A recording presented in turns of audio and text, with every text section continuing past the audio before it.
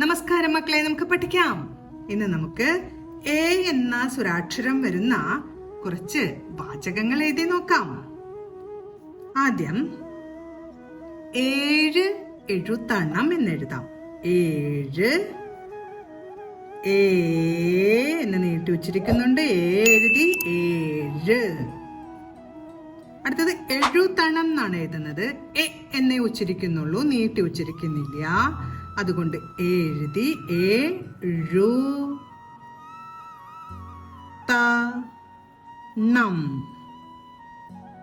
എങ്ങനെ വായിക്കണം?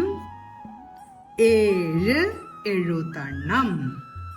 അടുത്തത് നമുക്ക് കുറെ ഏലക്കായ കിട്ടി എന്ന് എഴുതാം. കുറെ, കഴിഞ്ഞ ദിവസം നമ്മൾ എയുടെ ചിഹ്നം പഠിച്ചില്ലേ? അതിലെ കു എന്ന് എഴുതി എയുടെ ചിഹ്നമാണ് നമുക്ക് ഇനി എഴുതേണ്ടത്. റേ. കുറെ ഏലക്കായ. ഏലക്കായ.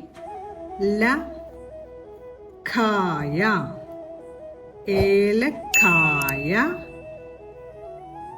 കിട്ടി എന്ന് എഴുതാം. കിട്ടി. ടാ ഉറപ്പിച്ചുച്ചരിക്കുന്നുണ്ട്. ടായുടെ കൂട്ടക്ഷരമാണ് വേണ്ടത്.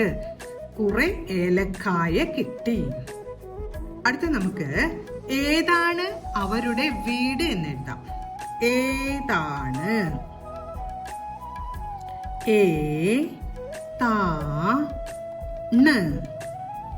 എഴുതി ചന്ദ്രകല. ഏതാണ് അവരുടെ. അവരുടെ.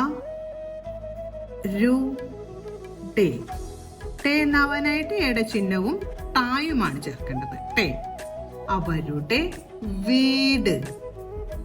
വീട്. ടായെഴുതി ചന്ദ്രകല. ഇന്ന് നമ്മൾ എ എന്ന സ്വരാക്ഷരം വരുന്ന വാചകങ്ങളാണ് പഠിച്ചത്.